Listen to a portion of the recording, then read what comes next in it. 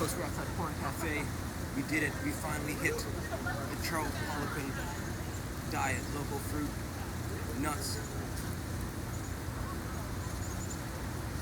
protein, right? Protein of any kind, plant protein, eggs, chicken, beef steak, whatever, and then a healthy fat. So we had a Vermonter omelet, no sugar. We went from most liquid to most solid. So orange juice, coffee.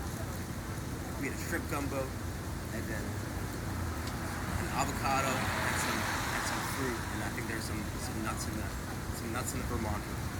Right? So it's an aim, but just because you don't hit it, don't let that be an excuse for not training hard, training smart. Charles Poliquin also says that prisoners, right, people in prison who have the worst food and get poor quality of sleep still have world-class physiques. So the takeaway is, can you be thoughtful about what you're eating, but can you also not use it as an excuse for why your training is poor or why your health is poor? Okay, what are we thinking about? We're thinking about sun protection, and we're thinking about raising our training intensity while staying super relaxed. And one of the things that's changed my training right over the years, I just had no idea how to breathe. So if you take a deep breath and your shoulders go up into the air, right, your deep breath looks like this, then you want to search How to Breathe by Dr. Vranich. She's going to teach you how to become a belly breather. Right, belly breathing looks like this.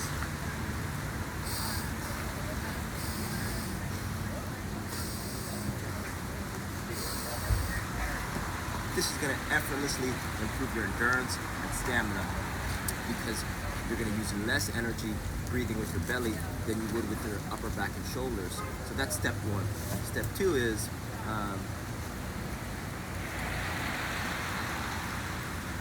let me take a step back. If you only take one thing away from this video, this is it.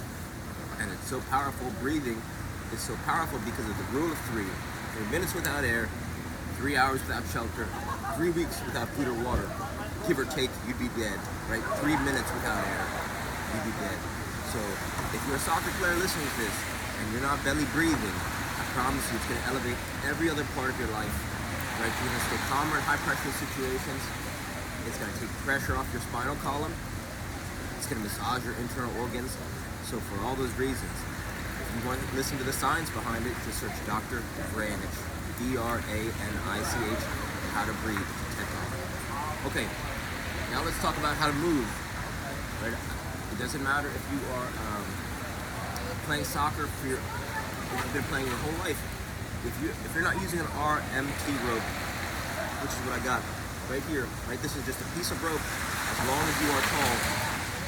And how it's different from a jump rope is that most times, right, most people when they jump rope, they start from behind, they swing it forward, and they jump through. With an RMT rope, you don't need to leave the ground. Right? So what it does is, it's a low impact way to develop strength through motion. Right? It's balance, timing, rhythm, and coordination. Another thing it does is help you improve your running mechanics, right? Your running technique. The founder, David Weck, says that you can learn the alternating underhand sneak, which looks like this.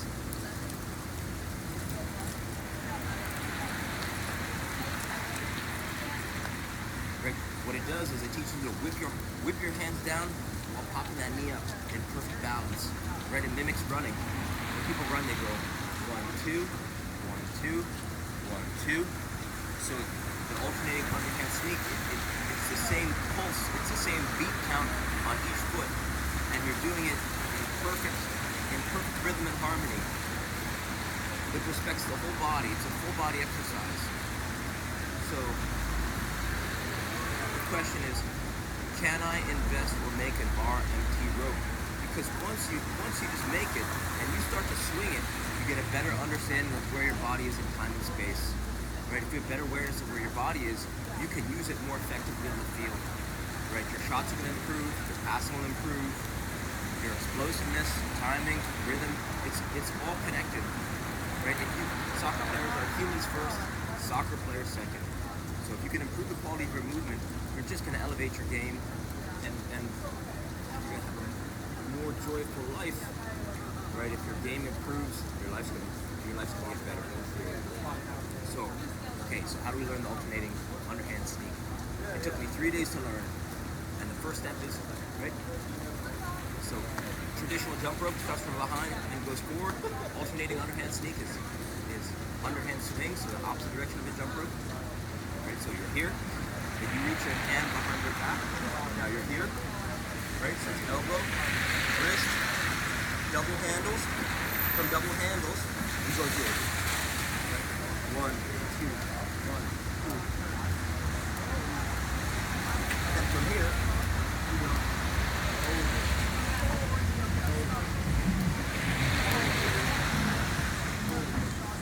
Right, one more time. Underhand swing. We're doing the opposite direction of the jump rope. And then it's elbow, wrist, handle, double behind. It took me 3 days. Every spare moment I had, wherever I wasn't at work, I was drilling this over and over and over. Here, drill this for 3 days straight. And once you can master this pattern, you're gonna go over. Right? Over.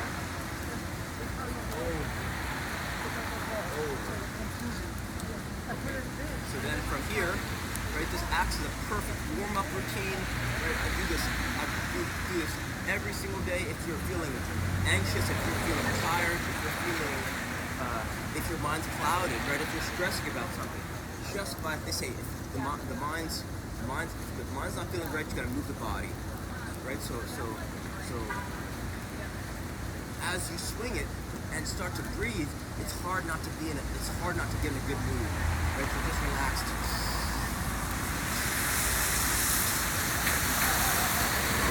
There's a big problem most players face.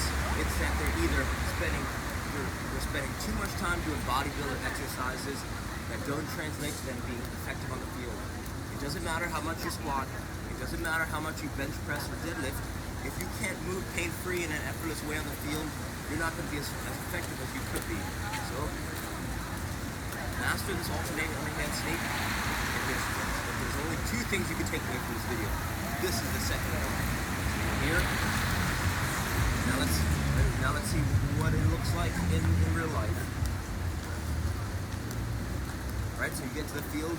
Right, let's say you're a soccer player, listen to this, you're watching this, and you want to get a little bit better. You get to the field maybe 5 minutes early, you get yourself breathing, right, your belly breathing, flowers, candles. Smell the flowers,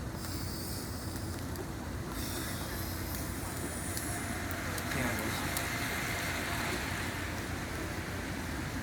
Right, you can feel your spine bend or twist. You start to feel tension where tension is in your body. You could get low. You could get high on your toes. Get a little skip going. Right, let's say you haven't mastered the alternating underhand sneak yet. That's okay. You could just swing. Right, breathe. Full range of motion in the shoulders. Relaxed. Breathing.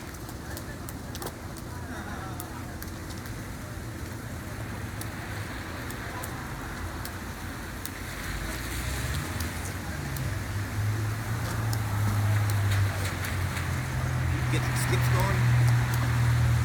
Right, Buddy Lee jump rope series.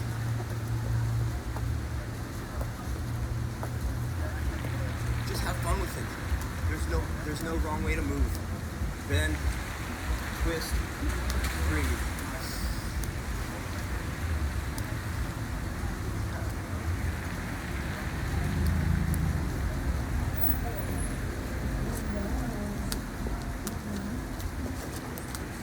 Floyd Mayweather lets it go underneath the leg, behind the back, hand flip.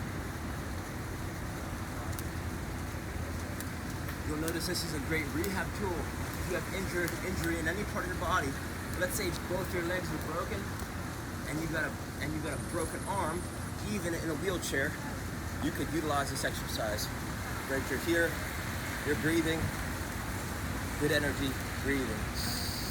Flowers, candles. Okay, So let's say you spend 60 seconds moving around with this, then it's right into, then you could get right into some juggling sequences. So what I wish someone told me when I was younger is that if you rotate the size of the ball that you're juggling with, you're going to become, it's going to improve the trajectory of your training, right? Because lighter balls, smaller balls will improve your precision, heavier balls will improve power. So, and the second part is juggling sequences will elevate, will translate to being more effective in the field. Right? So my favorite pattern is 2 right, 2 left. What's up? How are you? Good to see you. So it's here, here, here. If you want to check out a great juggler, check out _ty.fitness_ for juggling inspiration. Right, so I'm just gonna go as many times with 2 right, 2 left, breathing, relaxed.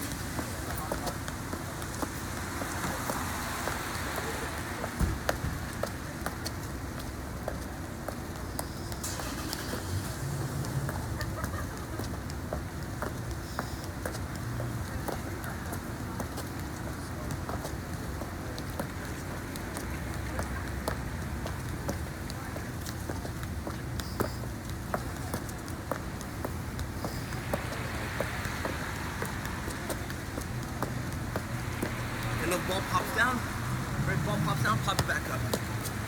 So here's some ways that you can improve your juggling abilities.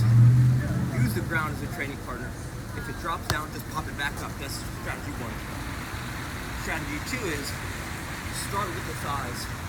Thighs are more forgiving, larger surface area. And I think if you're just getting started as a beginner, it allows you to improve faster, right? Because you can start from the hands. A lot of beginners haven't developed their ability to flick the ball up, right? So if you start with the ball in your hands and you're here, right? A lot of players online, they say, how come I can't do 25 juggles? How come I can't do 50 juggles? You start from the hands and then you're here. Right, so this, here, here, here. Right, nice and easy. Relaxed. A lot of touches. Flowers. Candles. And then, like we said, rotating different size balls. Right? So let's say I'm juggling, ball hits the ground. That's okay. Switch ball.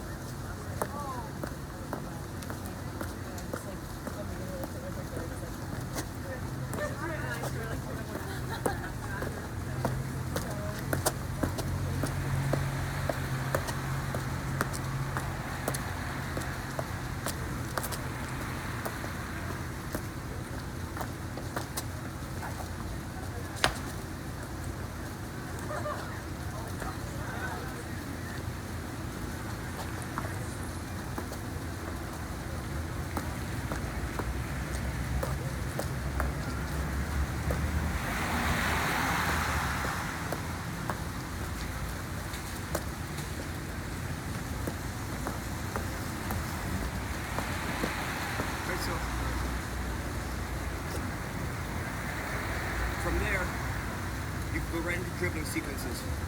Or if you like, you go from the warm-up, right? Warm up with your rope or jump rope, or whatever body weight exercises you could do. And then it's dribbling sequences. Now the one I grew up learning is called the Tom Turnbull dribbling sequence. It looks like this. Outside, outside, inside, outside, inside. Outside, outside, inside, outside, inside. Outside, outside, inside, outside, inside. Outside, outside, inside. You want to say it as you're doing it. That's where you're going to get maximum benefits. Right? Saying it out loud as you're doing it will help you internalize it. A lot of players, they go way too fast when I try to teach this to them. You want to start slow in the beginning. Stay relaxed, breathing, saying it out loud. Outside, outside, inside, outside, inside. Outside, outside, inside, outside, inside. Outside, outside, inside, outside, inside. Outside, outside, inside, outside, outside, outside, wins. Outside, outside, outside, outside, wins.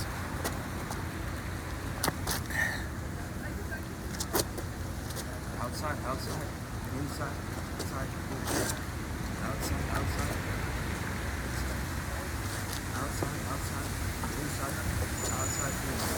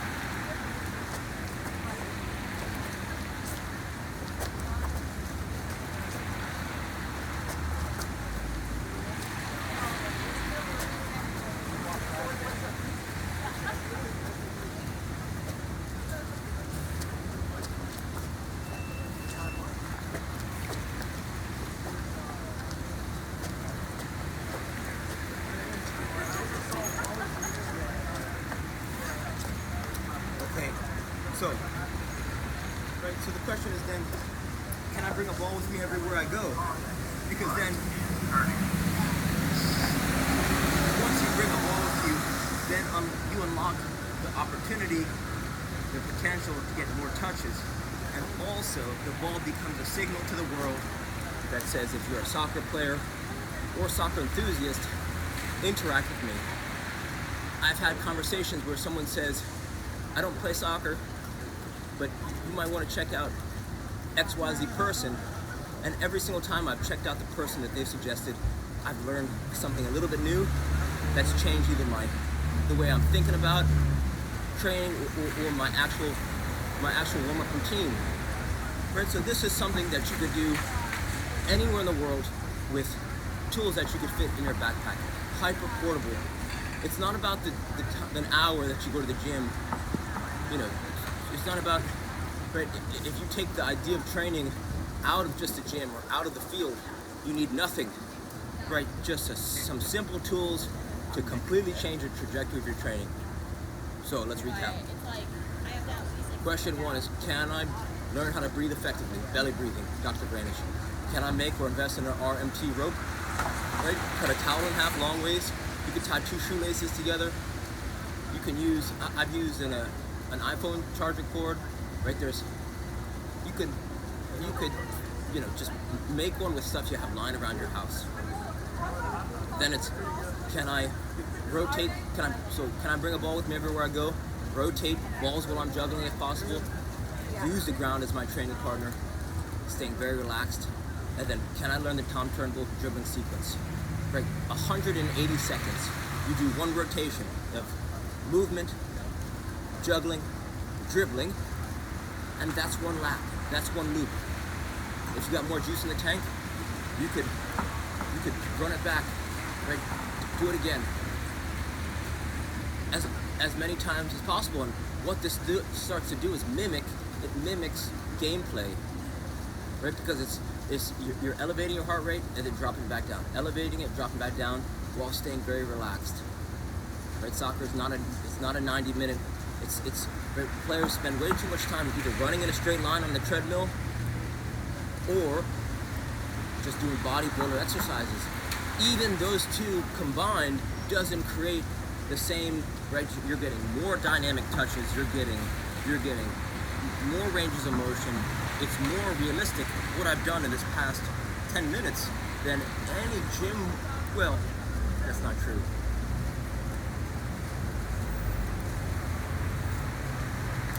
Don't let not having a gym limit your training. If you have access to a gym, it should only elevate your training if you're doing the right things. So this is something that you could do at the gym, at the park, picnics, barbecues, holidays, everywhere, right? So you turn this idea of play and make it perpetual. also been working on our headstands. I went to train with this guy named Sri Dharma Mitra in New York City, and he's changed. I mean, he completely changed my warm-up routine, and doing some headstand work. I've noticed not necessarily it's helped me strengthen my neck, but it also changes your mental state. You start to begin to get very relaxed. So if you're in New York City or anywhere in the tri-state area, or even on the East Coast, he's someone who I think, if you're a soccer player looking to improve your game and you have spending some time in New York City, check him out. Sri Dharma, Dharma space Mitra, Mitta, Sri Dharma Mitra, and that's Dharma Yoga Center in New York City. So we're going to do a Dharma style handstand.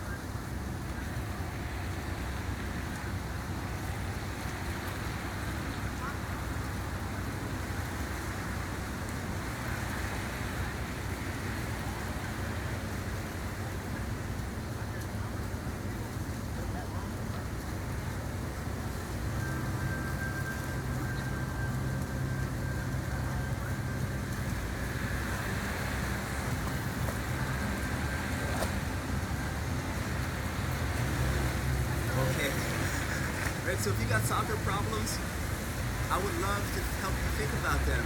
If you're having problems with either creating a schedule that works for you, if your diet's struggling, if you're dealing with negative self-talk, if you're dealing with lack of resources, lack of time, there might be some aspects that, right, just shifting the perspective can help you formulate a slightly different solution.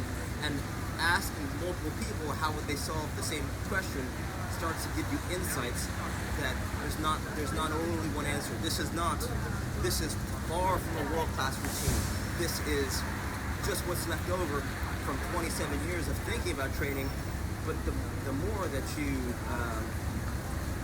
bounce ideas off other people, it can really help change your training, elevate it, change your trajectory.